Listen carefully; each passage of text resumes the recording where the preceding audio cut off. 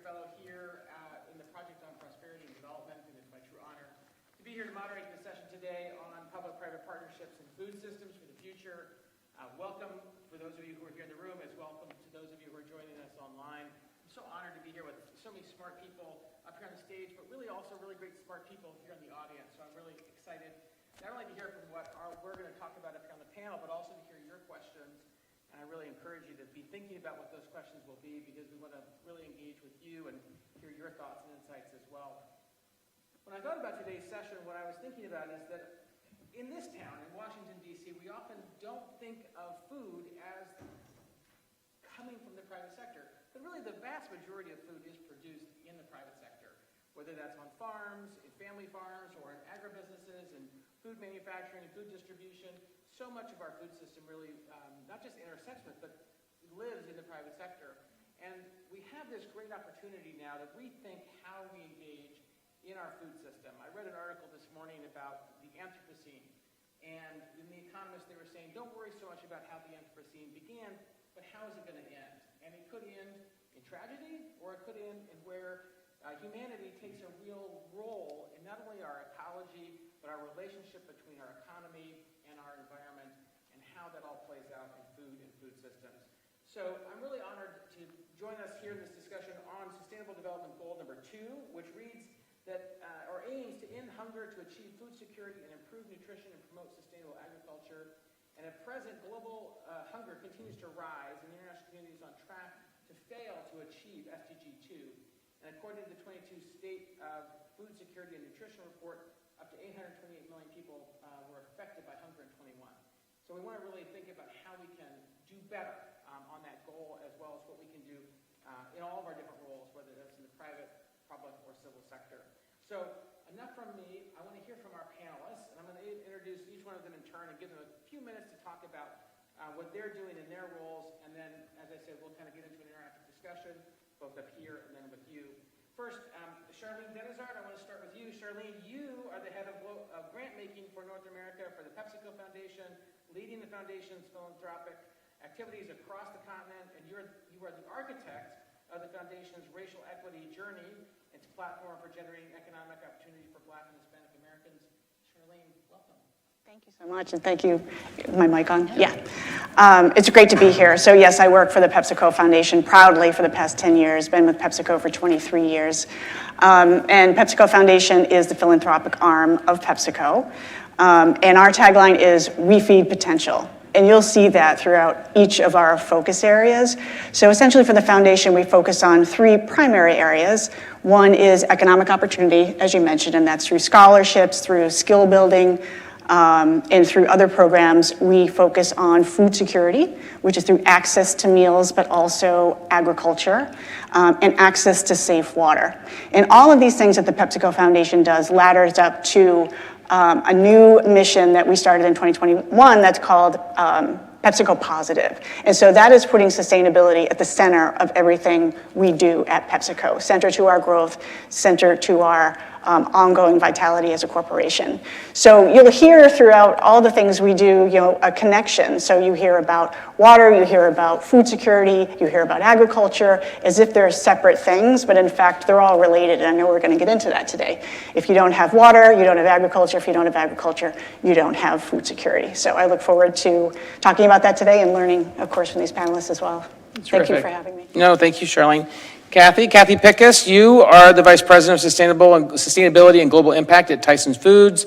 You and I have known each other for quite some time, I think going back probably a couple decades now, back to your days at Abbott, my days at Corporate Responsibility Magazine.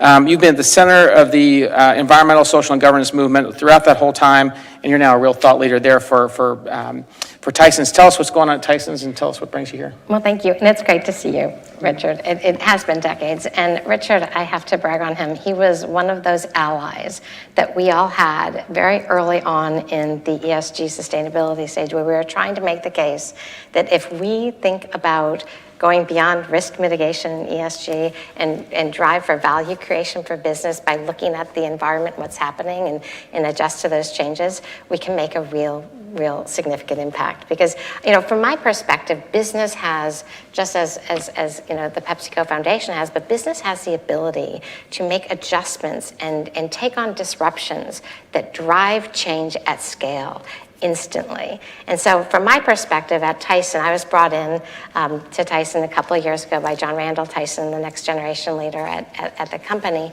And he's like, we have the ability to make a significant impact on how people access nutrition, how we can be more disruptive in terms of mitigating risks that are coming from our environmental impacts, and really thinking about the future of food in partnership with others. And of course, he had me in partnership with others right there to come and work at Tyson. And we have been working this past 2 years on putting a long-range strategy in place. And the key element of this strategy is getting at business transformation. So I'm eager to talk about some of the partnerships that we're driving with organizations like USDA and not-for-profit organizations, as well as global NGOs, to really get at that transformation of the food system. Thank you, Kathy. That's Yep. great. And we're definitely going to get into all of that. Yep. Susie Zimmerman, you are the manager of global public policy for John Deere, and you've been helping drive the company's relationships and partnerships with governments, NGOs across the world, but really in Africa, the Middle East, and Asia, many of which are countries that I think people here in the room, or continents that people here in the room are very interested in. So tell us what's going on at John Deere.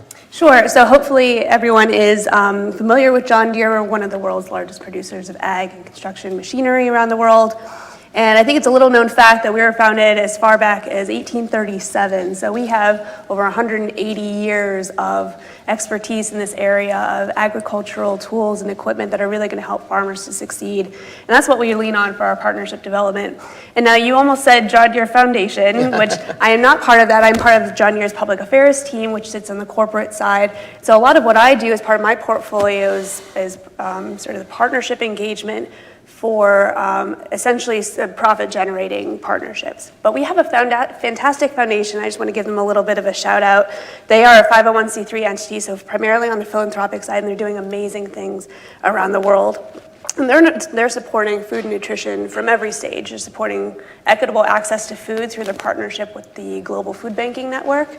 They're supporting emerging farmers in their partnerships, such as with the One Acre Fund in Africa. And so they are always looking for ways to, across the board, ensure that farmers and ranchers and our customers, essentially, their food is not going to waste, and what they are producing is getting out to people who need it. So then from my side, from the public affairs perspective, what we do is engage with third parties and launch what tend to be smaller, almost like pilot projects, to identify what needs are out there. How can we, in our lane, look at what equipment is needed? How do we get farmers mechanized? But also as part of an ecosystem. So we work with partners who are providing the inputs, who are looking at the off-taker market, who are looking at the infrastructure needs, the technology development. And so it's all part of this sort of nebulous activity around how do we get farmers, especially those in emerging markets, where they need to be more productive and cater to food security globally. Maybe I'll leave it there for now. Thanks. Excellent. Thank you, Susie.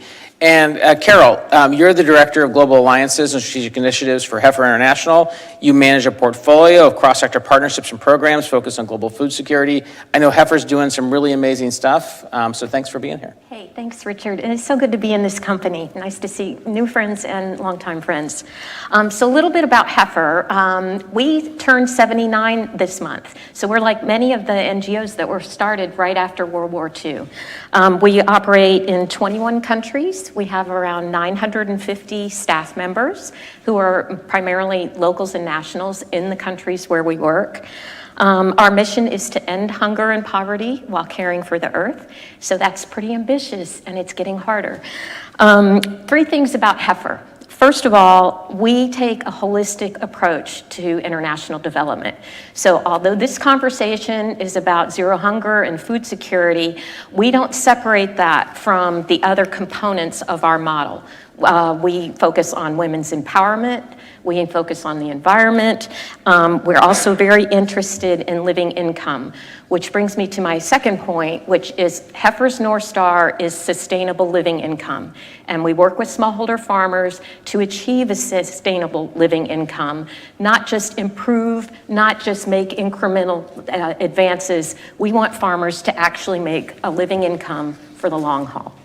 And then finally, if there's opportunity, I'd love to talk a little bit about the shifts that are going on not only at Heifer, but in the INGO sector at large. It is a reckoning moment for NGOs. A lot of us have been around for 75, 80 years, and we've got a lot of tensions and shifts happening in the world that are affecting how we operate, our funding streams, how we staff, and especially for this conversation, how we partner. So I'm here today because I care deeply about partnerships. I'm a big advocate for partnering.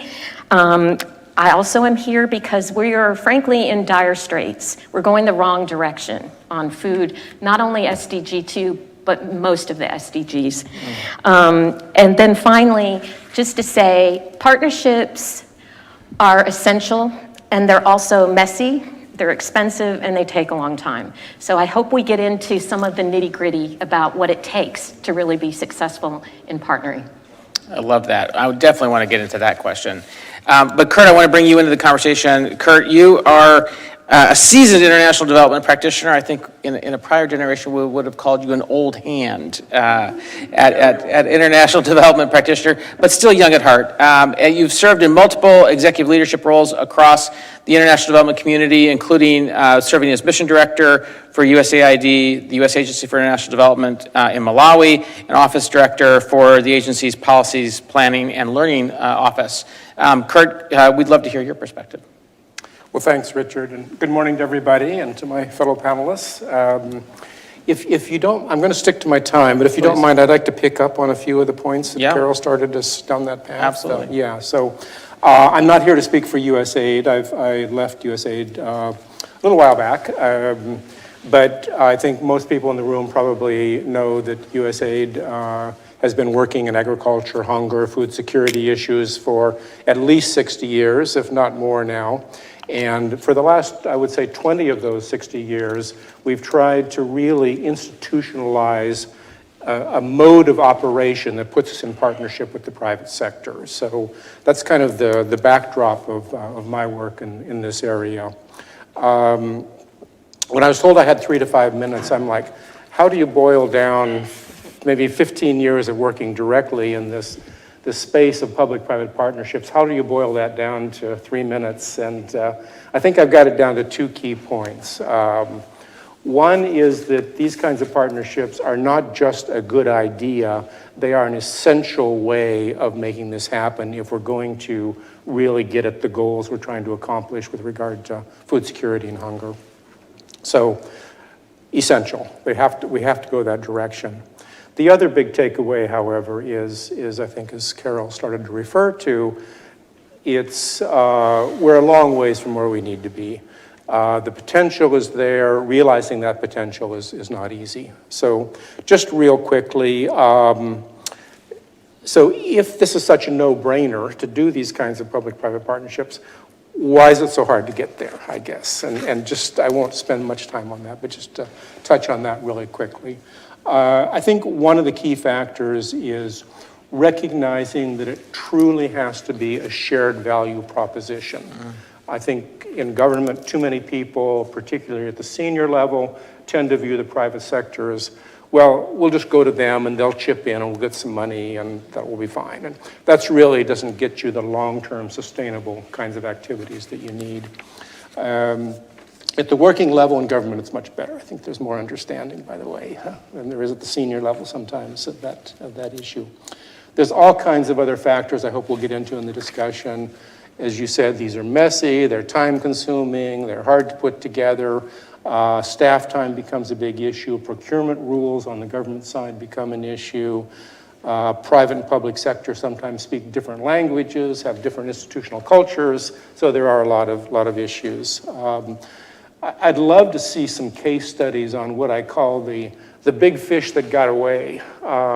Instead of just looking at the successes, why don't we look at those activities where there was a lot of goodwill, a lot of attention paid to trying to start something, but it never happened. And I think that kind of analysis would help to shed some light on this. So I'll wrap up, but just a couple of real quick key points in case they don't come out later. I'm a big fan of public-private partnerships that build local capacity, and a lot of them do. That's critically important. And I'm also a big fan of civil society and NGOs like Heifer in this space, because I think they have the ability to kind of understand both public and private sector and make a lot of these activities happen. So I'll leave it at that, but yeah, they're hard to do, but they're worth it. No, thank you, Kurt. So I've heard a number of things here, and a couple of things I just want to point out. First of all, we've got represented here on the panel, private sector, the civil sector, and the public sector. A few themes that I just heard you guys bring out, and then I want to articulate a couple of high-level questions, and then move into what I'll call partnership mechanics. I think some of the things that that Carol and Kurt just raised. One of the things I heard from Charlene is that there are so many things here that are interrelated. But then, Kathy, you're talking about how we have an opportunity to be transformative, to go beyond risk mitigation, and to really do things at scale.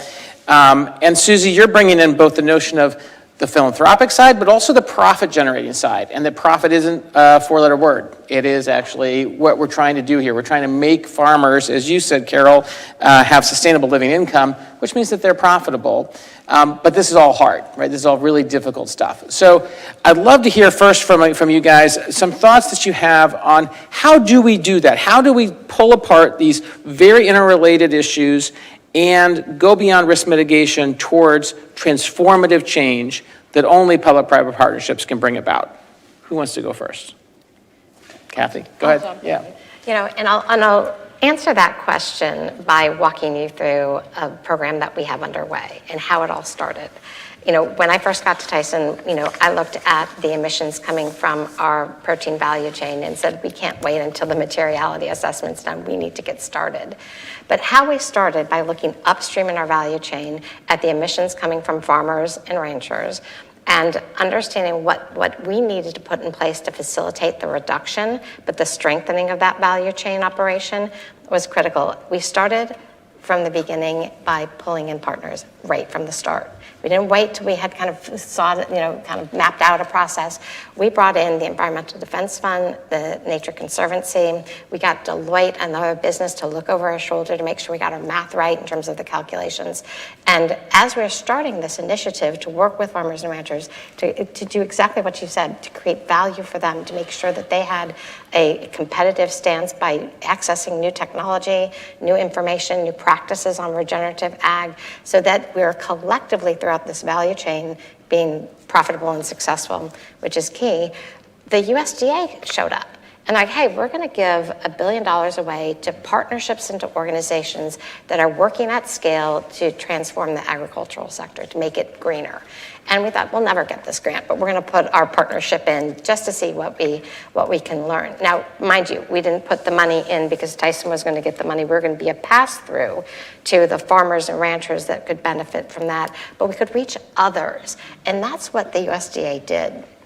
They put a vote of confidence behind organizations that were trying to drive change, gave them some extra money to push through to the farmers and ranchers and to bring in historically marginalized populations that don't typically benefit from training programs that companies have in place. So it was one of those things that, I credit the Biden administration, again and again for this move. It was strategic and it was going to help accelerate. And, I know that, Carol and Kurt, you're talking about, losing, some momentum in the space. I'm starting to see a renewed hope that this kind of action that brings these disparate partners together is really driving change, significantly. So that's how we see, getting at building trust with local organizations, bringing in different organizations that work on the ground with farmers and ranchers, but also leverage technology as part of the solution. So I want to pull a couple things out of that, though, real quick. For those who don't know, tell us a little bit about what is a materiality assessment. So when companies look at their biggest issues and impacts, we go to different stakeholders and say, what are you expecting of us? So a materiality assessment is a review of our performance across our value chain, both risks and opportunities that have an impact on how we operate.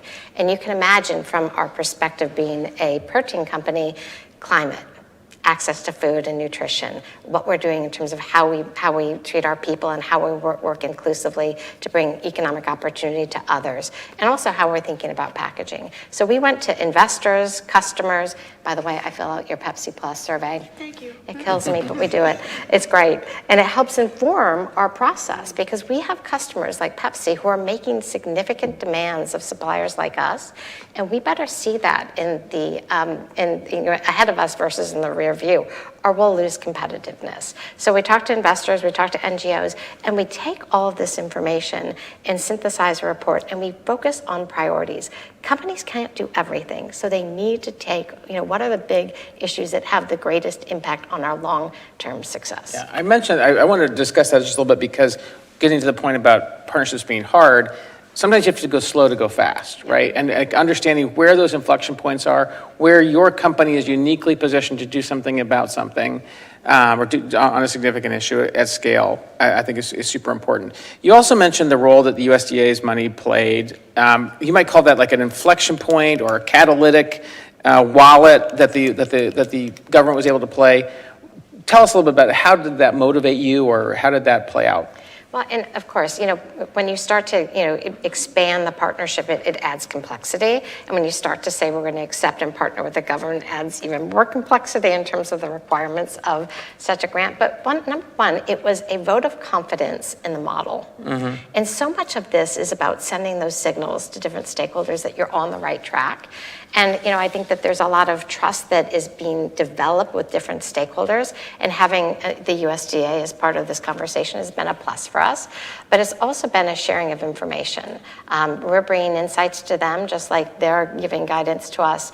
And I think part of what that does is it expands our ability and expands our reach. And we want to include more farmers and ranchers in our value chain. We want to make sure that it is a sector-wide access to these kinds of investments and trainings. Thank you. Can I add on to please. something? Yeah. I just want to compliment what you're saying. First of all, Kurt, preach. You are 100% right in terms of how you framed it. But your point about, we don't have to have it all figured out, let's bring people in early, is actually a must do. Because we are, I say this at PepsiCo, and I see this as a trend in the private sector, we're co-creators. Mm-hmm. The idea that I know you want to be helpful, we'll figure it all out, and then we'll just come to you so you don't have to think about it and we can just write a check. We don't work that way at PepsiCo Foundation, and I don't think the world works that way. We're more about now co-creation, coming together, getting the best ideas on the table. And then also it's about impact. So again, we're not just writing a check so we can get a headline in the New York Times or whatever. We actually are looking for impact numbers. We're putting out impact reports, and we're wanting to make sure we're tracking along with it to make sure that our dollars are well spent. So I think coming in early is now the must do. It's not the nice to do or the risk. It's actually the right way to work. Yeah. Can you say a little bit about, I know you're on the foundation side, Correct, right? So yes. the difference between, and because I have a similar question for Susie in a second though, the difference between working with Pepsi on the foundation side versus working with Pepsi, the company, and I know Kathy was referencing how Pepsi has put requirements on its supply chain. So I'd be interested to know, how do you guys look at it differently in partnerships on both sides? Mm-hmm. We don't separate ourselves. And I think the way we look at it is, we have to be firing on all cylinders. So there's a place for philanthropy to play in working with nonprofit partners, and there's a place for the business to play to make sure that we're, doing everything we can with our greatest scale. Mm-hmm. So we work in concert with each other. So the goals for the foundation are overall metrics that we're looking at within food security, economic opportunity, and access to water, ladder up to corporate goals. And we all play our role. And we work hand in hand. So we're actually part of corporate affairs, but we work with our Office of Sustainability, and we're all laddering up to the same goals. Mm-hmm. So it's all a matter of, okay, we sit down together and we say, okay, here's what we want to achieve, and what is the role we can play as the philanthropists, and what are the roles that the business can play given their scale. Mm-hmm. So if the business is working directly with farmers, which they are all around the world, we're working on technology, regenerative, sustainable agriculture practices. The question is for us, okay, how can we support that within the philanthropic arm? And is it similar at John Deere?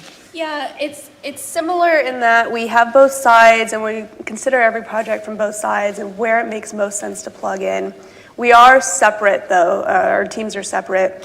And so when we are looking at the foundation, we're not overlooking the farmers who cannot buy a John Deere tractor. The foundation is primarily looking at emerging farmers who are on the smaller scale, their plots are too small for a tractor, so how do we get them to the point where they can be as productive as possible with that smaller land and successful to the point where they can diversify their tables at home, they can earn school fees for their children, they can start bringing their products to market and diversifying their income. And so we're looking at, as I was saying earlier, all stages of a farmer's development. We're not overlooking them. But then when it comes to emerging farmers or new era farmers, as we like to say, those that are starting to get to the point of mechanization, that's where we come in and say, how can we leverage the opportunity to work with them and understand their unique needs and what it takes for them to be able to benefit from using a tractor. And so what we did as a company is a few years ago, we worked with members of the academic community and ran a study in Africa, in a subset of countries within Africa, and then looked at what happens with a tractor, over the life cycle of a tractor, and how do we ensure the actual buy-in, skin in the game of a farmer when he has access to a tractor. So it's not about donation.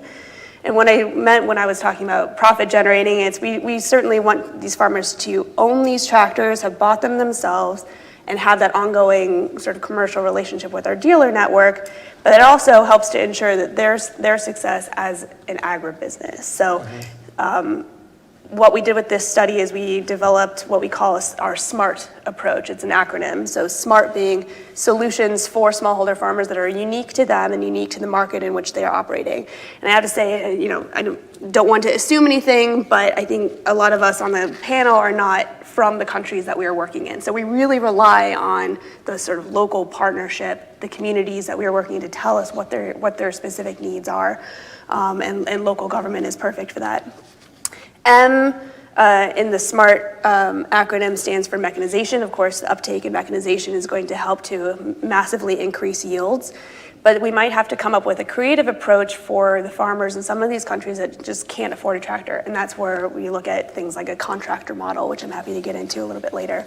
And just quickly, the A is access to finance, which is a major issue across much of the territory that we work in accessing tractors and looking for how to make some of these farmers bankable.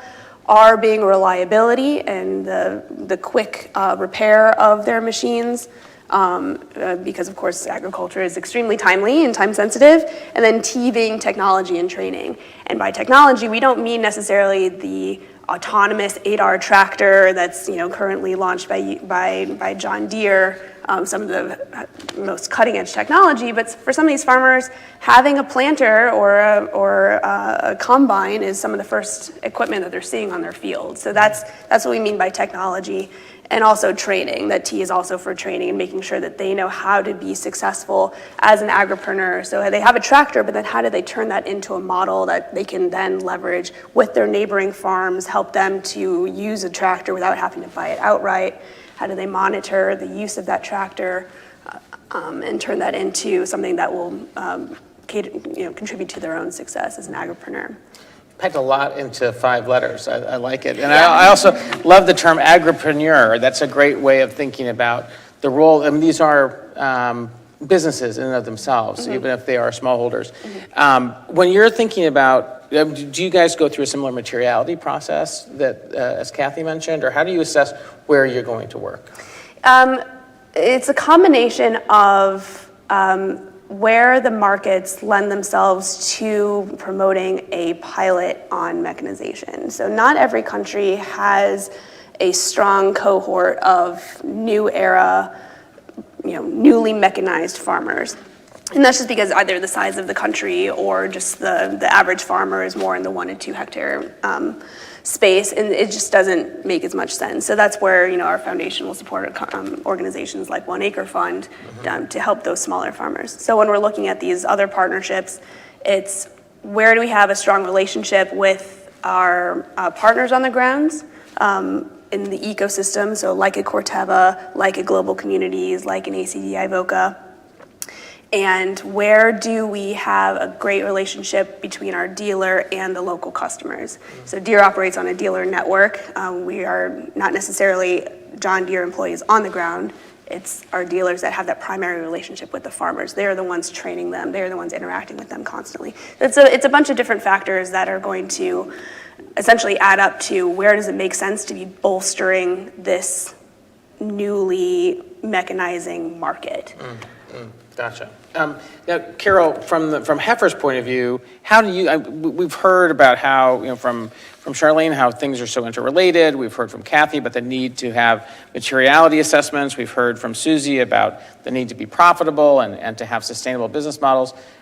When you're looking at it from Heifer's point of view, how are you picking apart these so intertangled issues and choosing where you're going to spend your shots? Certainly. And so one of the things that we have come to believe at Heifer is that our private sector partners don't want to be pigeonholed into one area. A true partnership, and a long one that's sustainable and has deep impact, actually is going to incorporate different parts of a company.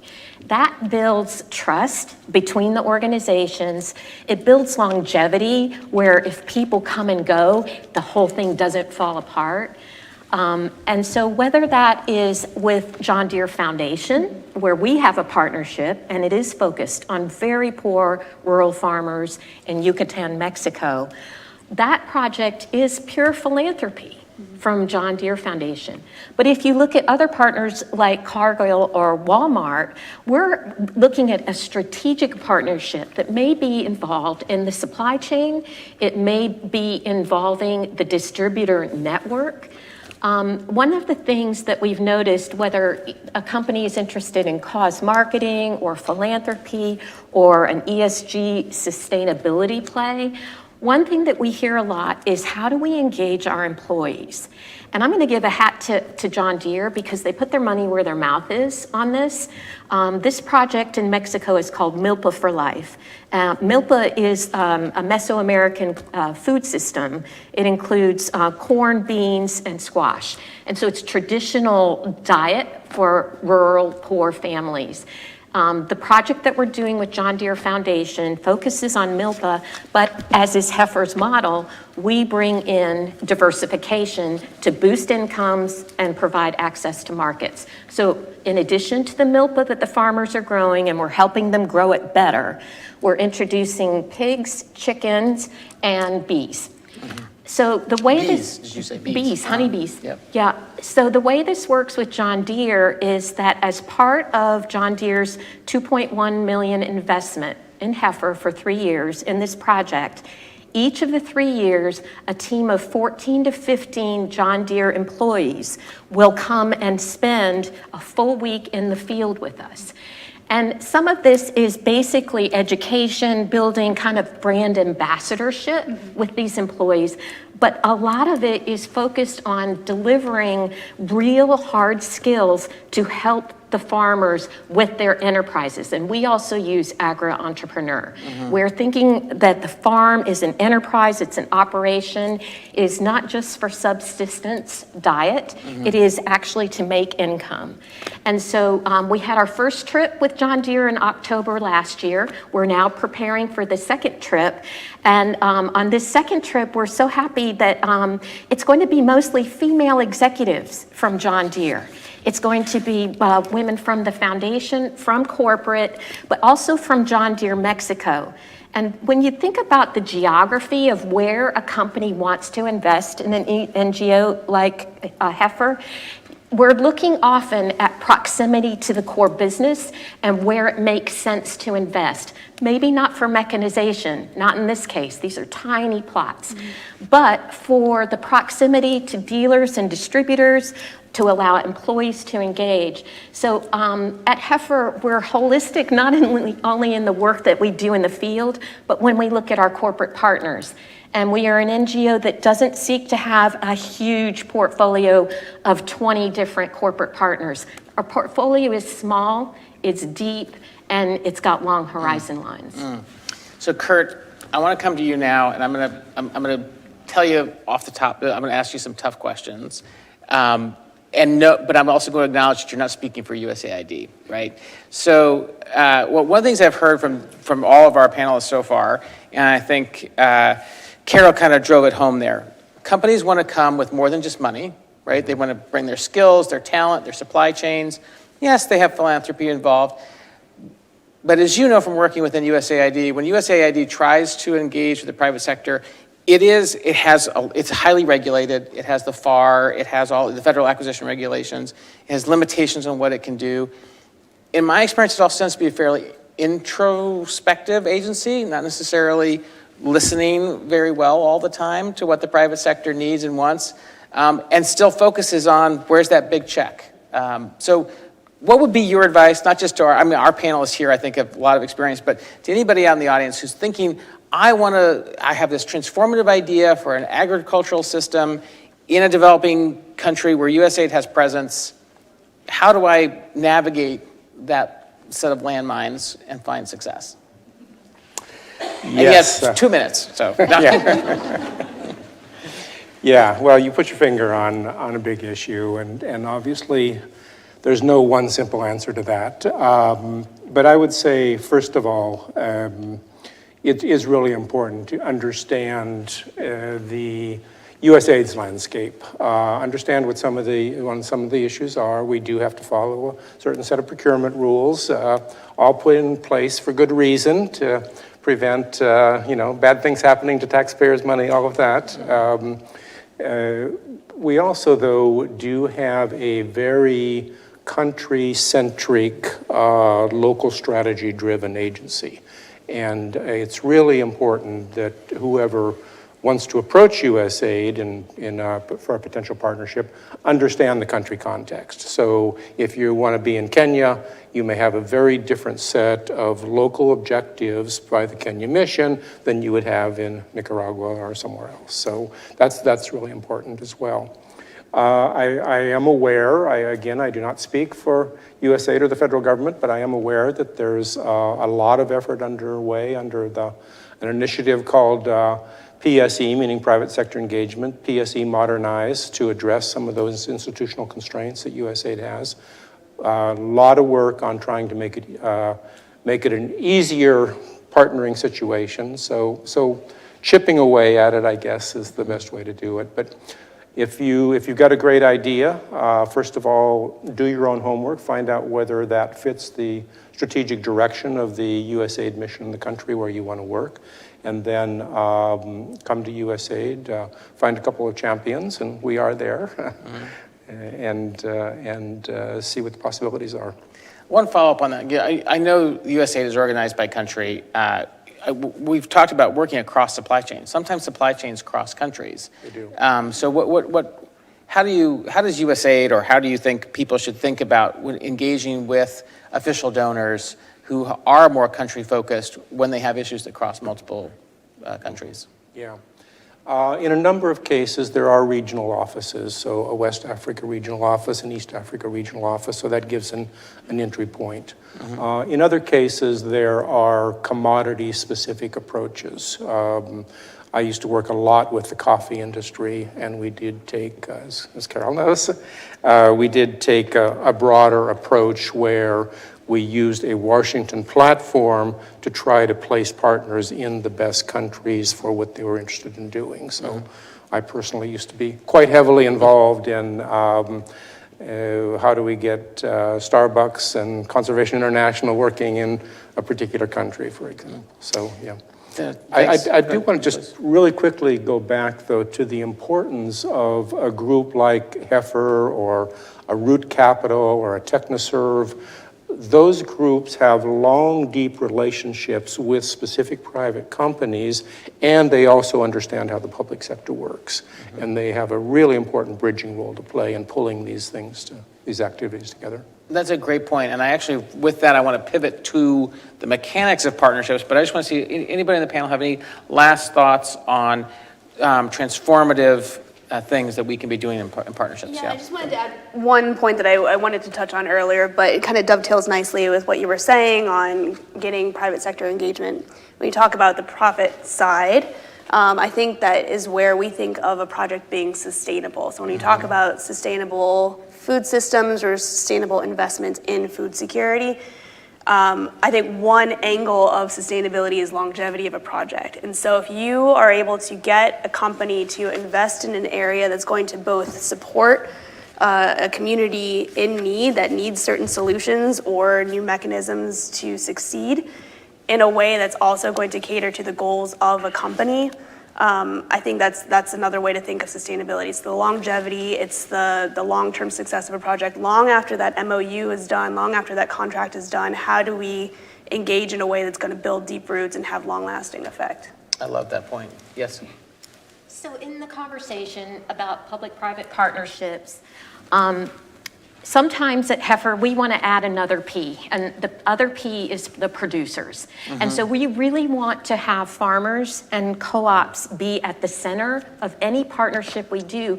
That's the front line. That's what we exist to support. And sometimes it's not easy to do it, but sometimes if you can find a way to think about the local co-ops, the producer groups, the farmers themselves, what solutions do they have for the problems that we collectively are trying to solve? How can their voice be incorporated? And this idea of collective action is key at Heifer and many NGOs, which is if farmers can be organized, they have a higher likelihood of being able to bargain and negotiate for inputs. They can negotiate off-taking agreements. But also they build social capital in their communities, and there's a sense of trust and neighborliness that ends up being super important to long-term impact. I love that. Kurt. Sorry, I won't take much time, but I want to add another P to the equation, and that is policy. If government policies are not promoting the right incentives, if they're not encouraging investment, the farmers are just, it sort of doesn't matter what we do at that ground level, the farmers are not going to make it. So organizing farmers for sure, but to the extent that farmer organizations, private companies, and donor agencies can work together to try to change that policy ecosystem, that's where you really start to get the benefits flowing then. Yeah. So I just want Just to one- add Yeah, that as please. well. Yeah. You know, I can't underscore that point enough, Kurt, in terms of how business can come to some of these economies with policies that they use globally and stand up specifically for women's rights in the context of access to capital, owning land, et cetera. It's a critical role they can play. Yeah. Did you want anything? We're talking about P's, we call it the 3 L's. Local, lasting, and leveraged. Yep. So local meaning you go into a community, you don't come in thinking you know it all. What's going to work in one community won't work for another. You have to listen as much as you talk and try to connect dots around the world and the country. Lasting, the sustainability piece. If you come in, you want to do something for a year or a few months and then you're out again, it's not the goal. The idea is to be more sustainable, and leverage is just everything we're talking about. The role of policy, the role of government, the role of private sector, the role of the NGOs, bring it all together. So the 3 L's. Yeah, no, I love that. And I think one thing I would just highlight in both of what everybody said there, when we're working with USA projects, I will often say that sustainability is measured if somebody can now make profit off of it, if it's enshrined in policy, or if it can be supported with domestic resources, i.e. through tax. So those, I think, are what oftentimes when people talk about sustainability, I feel like they're talking about permanent philanthropy, and really sustainable projects are things that live on because they're enshrined in profit, enshrined in policy. I want to turn now to the mechanics. And Charlene, you kind of touched on this in your opening, and you touched on it just now. You mentioned that you use co-creation a lot. You don't go into a community thinking you know everything. Tell us about the mechanics of actually forming a partnership at the local level. So it's a great question. And so this is the work that my team does as grant makers. I mean, we've really got to educate ourselves in a lot of places. We're not a huge team. I mean, we're a decent sized team. But fortunately, PepsiCo's in 200 countries. So often we can start with, number one, our NGO partners and say, you know, Carol and I have known each other for a number of years. We did some work in South Africa. But we were talking earlier before, you know, where else are you doing work now? And are you doing anything in the US? So we can run through that network. But also relying on our own associates who live in the country who can help us understand, hey, what are some of the local issues? Help inform us. So it's really about sort of information gathering first, and then making sure that we have the right people around the table. Typically what we would do is kind of set a goal. What are we trying to achieve? We get very clear on where we're trying to go, and then we co-create to figure out what does that plan look like? What can we do? How much money is it going to take? You know, sort of all the different elements that you have to have in order to get this off the ground. And then you just said something really important. To think that we are permanently going to philanthropy ourselves out of these problems, it's not going to happen. That's how programs die. The question is, okay, after we get this going, we've done our initial investment, we've created something, we've made as much influence as we can, how do we make sure that it lives on past all of us? And so that's the engagement of the community. Absolutely. So Can you get a little bit more granular? Like you said, you set a goal, you then gather your data, and you engage stakeholders. Like, how do you do that? Like, who do you call? Like, how do I get started? So I would, it doesn't matter who you call first, right? Just as long as you're thinking about how you bring all the parties together. So, I mean, I would reach out to my personal network, which fortunately after 10 years is broad, but I don't know everybody. So I'll do a bunch of outreach in terms of my NGO community to try to figure out, okay, who's really good at this? Who's really the expert? And what are the organizations and programs that maybe I'm not familiar with? So do information gathering there, make sure we're getting the best of the best in terms of thinking from the NGO sector. Talk to our business teams, okay, what are we doing there? Talk to the policy team, talk to the folks who are doing sustainability work on the ground, figure out who are those people. So it's really a series of personal relationships. You know, there's a piece of this that won't get past this. There's a real imperative in terms of who's doing the work to really understand the talking and the listening and the ability to connect dots and make connections and build out what a strategy would look like. So it's very tactile work. It's not desk work. It's not just, that's important. You don't want to do your research online and Google everything you can and make sure you're reading all the right papers. But then there's a piece of it that is completely relationship driven in making sure that people have your number, know your phone line is open. We're going to take a meeting just to see, hey, you know, what can we catch on after having worked together 8 years in Limpopo in South Africa? I'm sure there's a lot going on. It's really around that and having the right team members with the right mindset who can do that. Does that help? It does. Yeah. And Carol, I think you were the one who said that partnerships are messy and that they take a lot of time. Put us inside that mess. Sure. It starts with finding your partner. And so I work on the Global Partnerships and Alliances team. There are 4 of us at Heifer. And right now we are 3 months into a new process of finding a few new partners. And so we started with a prospect list. And that prospect list tends to be food and beverage companies, agriculture companies, animal health and nutrition, and then a bucket called other, which could be banks, finance, consumer goods. And so by finding this list of companies, think of it as a big funnel. We're then going to do a little bit of desk research on our own team to find out if there are any overlaps in what the company's ESG goals are, where in the world they operate, and if there is an overlap with farmer livelihoods. That's kind of the basic criteria. That's finding that shared value. It is for sure. And we used to use that term, shared value, back when it was hip, with Mark Kramer. We used that a lot. And the concept is still there, is where is the overlap? And what we know about companies is that partnerships do take a long time. So you need to have a lot of companies at the top of the funnel that we're looking at. And then once we decide, hey, this company seems to be saying that they have an interest in what Heifer does. So that warrants a little deeper research. We have a due diligence process at Heifer. And so like many NGOs, we are careful about the company we keep. We want to protect our brand and reputation.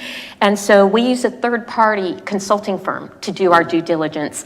And some of these can take up to 15 to 18 hours with big companies like like PepsiCo. It's a big investment, but it's important to us not only to discover if there are any conflicts or things we should be aware of, but by getting that research, we get a deeper understanding into the company's strategy, where they're aiming, what their goals are, where are their priorities.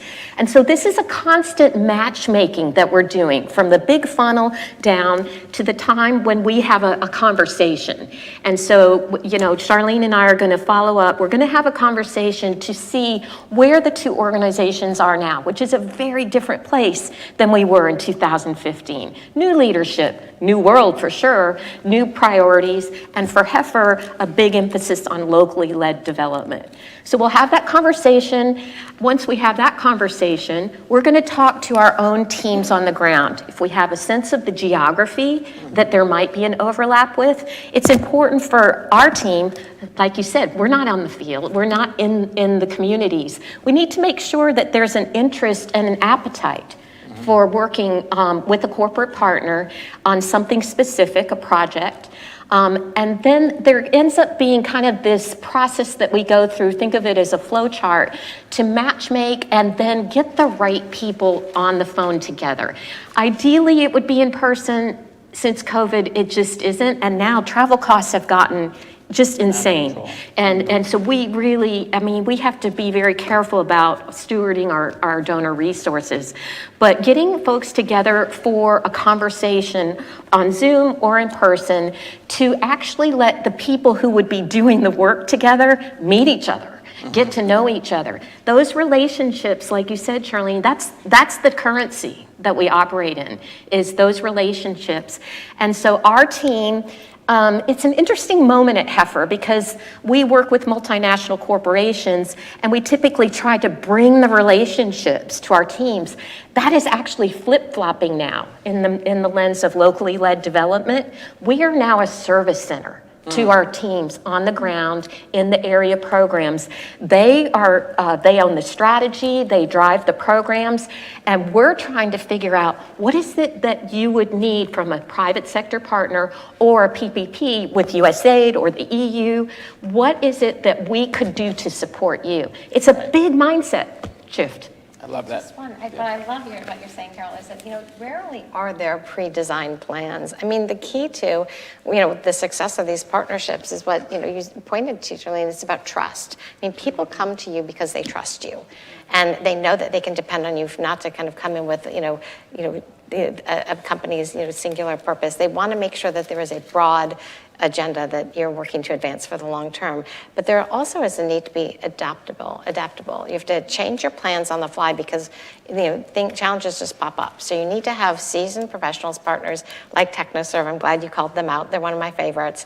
And it's just all about having this group that can work together over time and change and evolve as a program opportunities present themselves. Just tap because I see so many young people here, and I'm sure you all want to have careers in this realm, and so I just wanted to add on. I mean, there's a piece, we used to call it at PepsiCo, know the business cold. I mean, you need to know if you want to work in this space, the sustainability elements of agriculture, of water, and so on and so forth. But the other piece is the tenacity, the patience, the trust, coming to the work with an open heart, with an open mind, because it's only through that openness and that trust that actually the best ideas are going to get out there. It's okay if we have ideas that don't end up holding water later, but we've all got to be open to share them.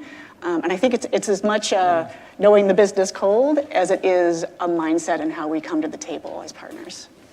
I do want to hear, did you have a... I have some examples I can give. I would love to hear those, and I do want to hear from Kurt, but I do want to give a time check here. We're about 30 minutes out, and so after this, I'm going to come to you guys in the audience. I have dozens of questions, but I do want to hear your questions as well. So this is your warning. So start getting those questions ready, because I'm going to turn to you guys in a second. Yeah, would love to hear the example, Susie. Yeah, in terms of the mechanics of developing a partnership, so we have a couple of projects that are underway that already had a starting point that was underway that we have built on through additional partnerships or by starting a public-private partnership. One example, I'll give two. The first example was originally public-private partnership, pure business development. Our dealer in Ethiopia established a partnership with the government of Oromia state to establish an assembly facility. And this is thanks to the partnership with the government. We were able to get a plot of land for this assembly facility. We were able to get certain subsidies for the tractors that are coming out of this facility. But because of that arrangement, we have been able to introduce, I believe the number is now 2,300 tractors into Ethiopia to serve their mechanization uptake as part of their ag sector development. And that's all well and good, but then what do we do now that all these tractors are out there in the field? So what we did was we teamed up with ACDI VOCA as part of USAID's Alliance for Accelerating Agricultural Growth, 3AG, I finally got that acronym, their project in Ethiopia as sort of a next step. So now that we have all these tractors out there, how do we look at training for the contractor model that we were describing earlier? How do we build out a sort of network of remote service centers? Because now with all these tractors, you need to train the mechanics who are able to timely and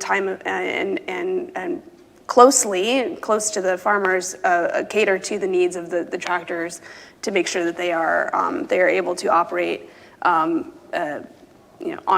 time. So that's one example of where we focused on building a project with USAID and our partners in Hello Tractor and Corteva to sort of build on what we've already started in Ethiopia. The other example I'd like to give is I think speaks to the point of starting with bite-sized projects and really getting the model right before expanding it too broadly. So I mentioned our SMART model earlier. Down in the Eastern Cape of South Africa, we have a cohort of 15 farmers, new era farmers that are newly mechanized, who have been able to access through some creative financial solutions from John Deere Financial. They're able to access packages, so tractor, implement, combine, and launch contractor models. And each contractor can provide tractor services to an average of 300 hectares. So it covers a lot of land in their community, and they're able to lend that mechanization to their neighbors who are not able to pick up and buy a tractor just yet. They are seeing a difference in planting time and soil preparation. And so now that we've gotten I believe we're now at 2 harvests under our belt, and we are learning from the interaction with these farmers and what they need and how to scale this. Now is the time that we start taking this to local government, provincial government, maybe eventually federal government to scale this, because again, it's we've developed a model that we are seeing how it works. We are tweaking it, taking those lessons learned, and really making it so that it's it could be successful going forward. When you think about those 2 examples, what do you pull out from them that you would say like are general principles or things that others in the audience might take away if they want to go out and do something similar? General principles. Or critical success factors, things that you would think really made the difference. I think listening to the local community that's benefiting from these projects. Again, unless you are from that community, you need to keep your ears open and actually understand what it is they need.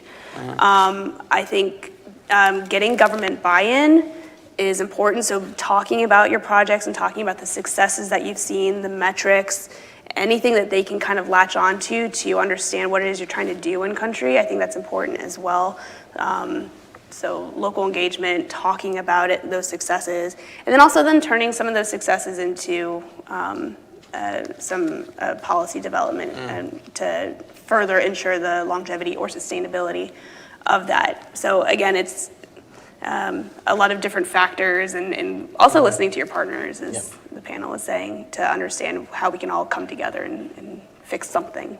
Yeah, what I've heard is that we need to build trust, we have to have patience, we need to be adaptable, we need to be tenacious, open, listening, engaging of governments, of local governments, and making sure that we have an eye on the long-term sustainability, both in profit and in policy. Like I said, I have dozens of more questions, but let me just see if there's anyone in the audience who has a question. Yes, Romina. Hello, thank you for that rich conversation. Romina Bandura from CSIS. I have a question on the longevity of the partnership. So maybe it's a basic question, but what happens after you meet your objectives? How long does it take, and what does the partnership evolve to? Does it end? I mean, is that success? Or do you hope that that partnership will evolve into something else? Or, so what are some of those sort of mechanics of the longevity of the partnership? How do you declare success, and how do you know when your part is done and maybe needs to be done by somebody else? I'll jump in. In our context, we are starting in the business and scaling it through the business. And what we're hoping it will do is, as my friend John Friedman says, ESG will one day just be called business. And this is an example of this. You start with these initiatives to disrupt how the value chain currently operates, and all of a sudden we start to scale, and it reaches throughout other divisions of the company. And it's no longer singled out as something separate. It's embedded in the business. That's what we think success should be. I like it. And I'll say, you don't always know where you're going to land at the end, particularly with long partnerships. So we have an $18 million grant with CARE. It's a 5-year program across the globe to help 5 million female smallholder farmers. It was an innovative idea at the beginning. And as we go to each country and we're developing it, we're learning as we go. So this idea of agility is extremely important. So you can't say, here's our funding, program go, and I will see you guys in 5 years. That won't work. Your partners along the way, you're doing site visits, you're learning as you go, and you're adjusting along the way, and you can navigate through that and we get to the end. Now, the idea is not that you pull out at the end, but we won't always know at the beginning what it's going to look like at the end, although we have set goals. But usually we hit our goals, and then we'll figure, okay, what's next? We start figuring that out, as we get closer to that time frame. But often that's the best way to ensure success, because if you don't sort of bob and weave along the way as you're learning, it's guaranteed to not work out. You know what I'm talking about? Yeah. Mm-hmm. Yeah, Kurt. Yeah, I think for USAID and the government, it's really, you can leave when you have developed the local capacity to the point where it really can carry on its own. So maybe just one other quick example in finance sector, because we haven't talked about finance very, very much.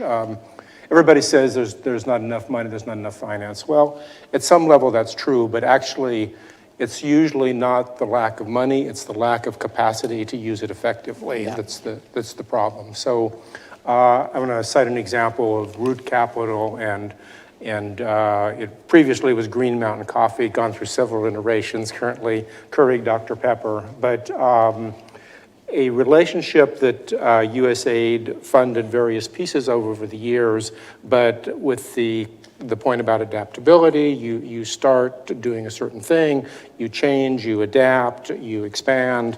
Over a course of many, many years, in this case, building financial fluency, building capacity for local cooperatives to pull through money, and then the multinational often then ends up in a point of just being the off-taker. So they're still providing that critical access to the international market in these global supply chains, but working with the NGO partner and often donor funding, they can get to that point. That's how we would define success.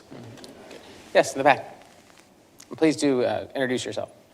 Hi, thank you so much for this discussion. My name is Alina Zhushkovsky. I'm a development consultant, and I've worked a lot on partnerships over the years, and one of the things that I've encountered as a problem is having the champion in the company leave in a corporate partnership. And so I'm wondering, how do you, and maybe you have some tips on how to broaden the buy-in within your company or philanthropic organization, because there is a lot of turnover, and it's great that, when you find somebody who will really get the partnership embedded throughout the company, but how do you do that, and what time frame can that take? Thanks. Yeah, please. Jump in on that one. So I've been with Deere for 2 years, and I inherited a lot of the ongoing projects that we have from the person who preceded me.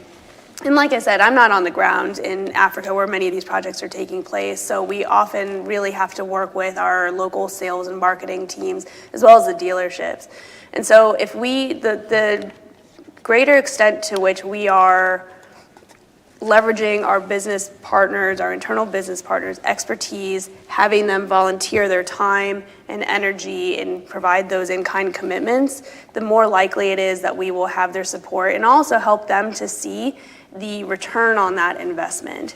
And so there are some projects that are not going to work out. They just require too much investment for the potential return. But others, I mean, I think the biggest argument that we have is how long it will take to see that. And agriculture is not quick. It might take, harvest cycle or 2 or 3 to actually see the benefit and see how these farmers are becoming successful, how they are then able to buy more equipment or encourage other farmers to buy more equipment. And so I think having multiple stakeholders internally involved and proving that return on the investment is the key point. And even after the partnership ends, again, it's about sort of business engagement and the sustainability of that engagement because it has proven to be good for the brand exposure as well. So broaden the benefits throughout the organization to multiple parts. Yeah. Anybody else? Oh, I see another question back there, though.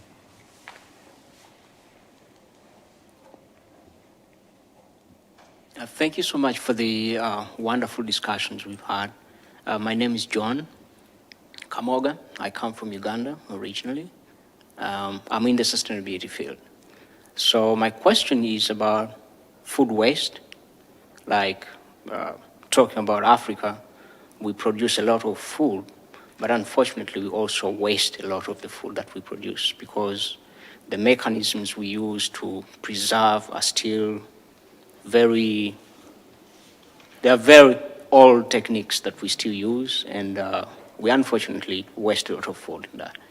My second question is the cost of money. Like, I worked in microfinance in Uganda. I worked with women who have small businesses selling vegetables and stuff. But the cost of money is very, very high. Like, how do such people deal with these challenges, and how can such people tap into the opportunities out there? And my last question is the role of diaspora in addressing some of the challenges you are talking about. Because we have here in the US, we have a very powerful pool of experienced people in all fields, and they're right here. But most of the time we look farther than here. We look back to find those people who can help with some of these projects that we are working on. Mm-hmm. So I guess my question is, like, for people like me who have like experience and who have worked in these communities, how can we help? Yeah, how can we be part of the solution? Thank you. Thank you, John. So 3 questions there: food waste, the cost of money, and the role of the diaspora. Sounds like the foundations of a new partnership, right?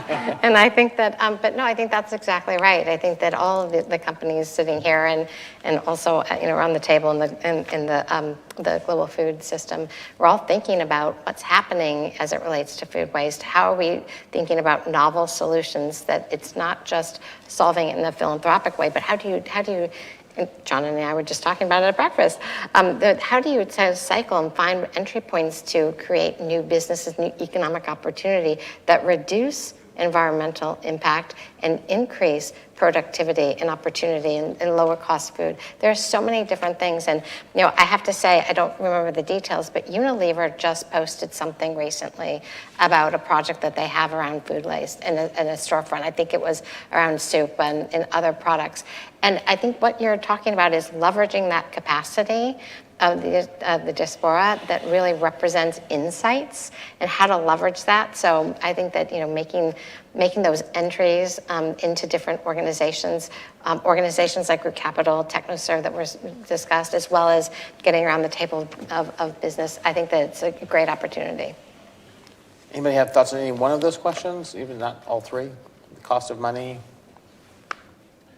I would just mention the Development Finance Corporation is working actively on the cost of money question, and to the extent that you can mitigate some of the risk, then over time you do bring down the cost of borrowing. But it's a big issue, I agree. Thanks, Kurt. Yes, back there, and then we'll come to these 2 here. Hi, everyone. Liz Calvi from Global Communities. First, I just want to start off by saying we've had the pleasure of working with John Deere Foundation in business, and so I second what Carol said about some of the most transformative partnerships have gone beyond philanthropy and really tapped into the resources, such as John Deere employees doing business plans with our emerging farmers, Corteva doing demonstration plots with their agronomists. But my question is kind of pulling on something you mentioned, Susie, and that's been touched upon a little earlier, but what do you do when maybe the right thing, the most environmental, social thing, could be costly to the business? You mentioned kind of talking about return on investment and convincing stakeholders, but what if, in your looking at the supply chain, you see that it may not be profit generating to do a different route? How do you deal with that conflict, and do you have kind of thoughts and examples on that? Because as we see from the NGO side, sometimes we're working with target groups that don't make the most money, don't seem to be the best customers, yet still could benefit from a lot of these partnerships with private sector. So resolving tensions between profit and purpose.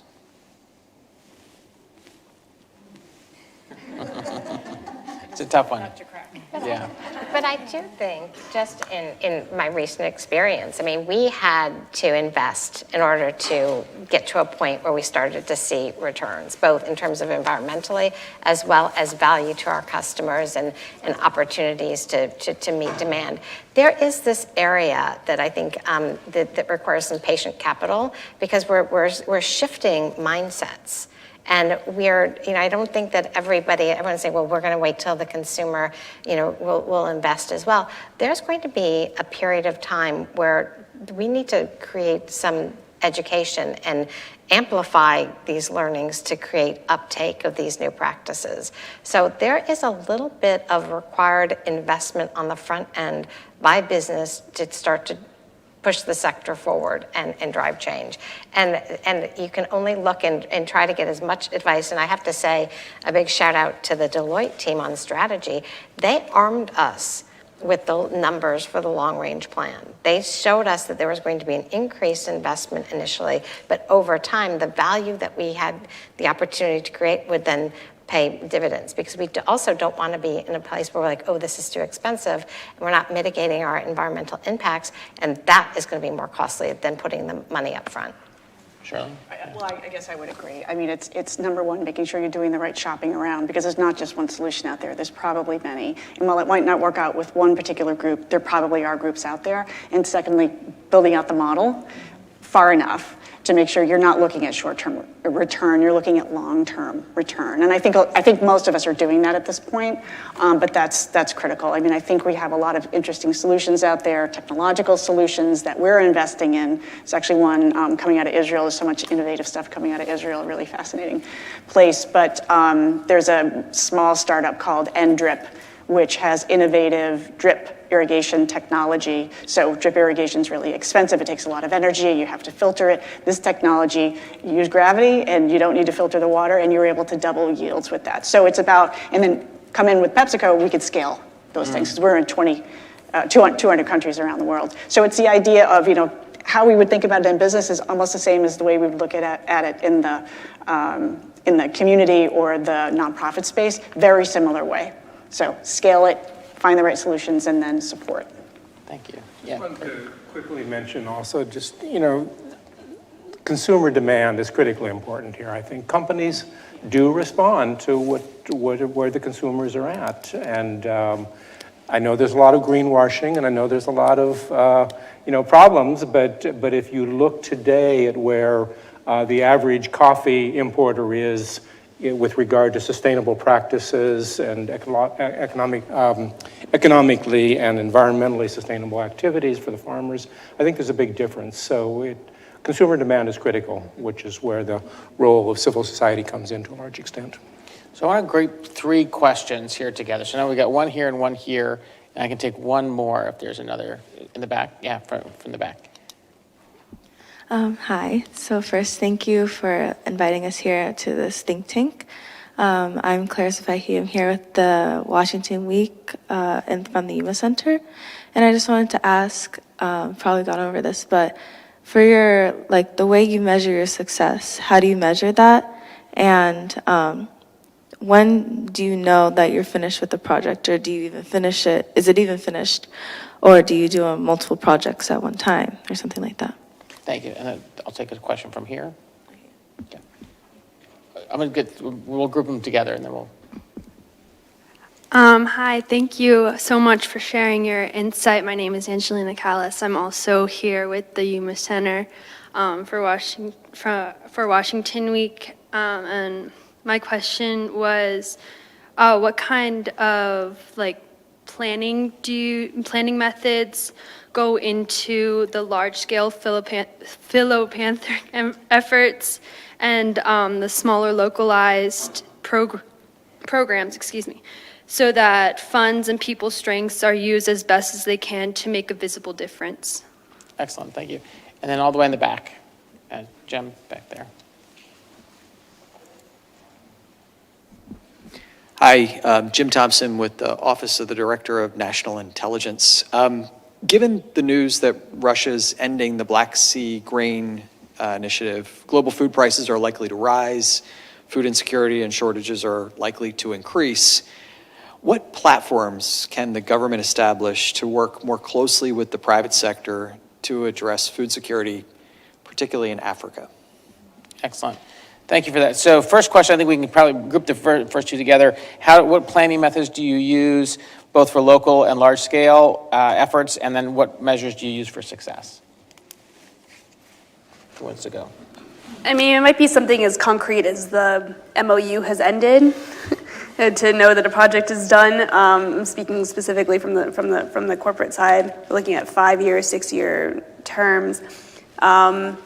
And then for measuring success at DEER, what we will do is look at how much we have committed to a project in kind. So with the USAID 3AG project that I was describing in Ethiopia, our in-kind commitment to that project is around $1 million. And that's time, travel, demo plots, demo equipment. So again, we're not donating equipment, but we are leveraging it to help train farmers. Our measure of success is whether we believe that we have established enough of a community of customers or potential customers, those who we feel are ready to go forward without this project and take up mechanization, become a contract tractor operator, build up an agribusiness. So it's a little bit wishy-washy in that sense. I suspect that some of my foundation co-panelists up here have more sort of financial metrics on that, but I think that's how we would deem a project successful, is whether we have introduced these types of solutions to enough farmers who are then able to take them up and build that capacity. Carol? So we have an ambitious goal at Heifer. We aim by the year 2030 to help 10 million families reach a sustainable living income. And we are charting our progress. Every project, every partnership that we consider has that lens on it. And so in order to be able to tell if we are succeeding, we're going to measure it against that North Star. Excellent. Yes, Charlie? we're very specific. So we set TART goals, just like you were mentioning. So we have a goal, for example, to deliver 15 million meals to people by the year 2025. So it's a great goal. Now you have to go find the partners. And then with those partners, we set KPIs, key performance indicators, right at the top. So we know where we're going. And we have numbers and metrics that we're holding them to. And then we build plans around that. That includes a budget with how you're going to spend your money. It includes project plans for when things are going to be implemented. And then you track it along the way with reporting. So, nonprofits are at different levels of sophistication with that, but for the large, particularly large grants, that's generally how we do it. We take a little bit of a business mindset in that. It's money we are investing. We have a fiduciary responsibility to make sure that the company's money is not my money. But we do very little unrestricted grant giving. Most of it is related to programs and very specific on hitting targets. Kurt, yeah. Can I take a crack at Jim Thompson's question? Please, I'm hoping somebody will.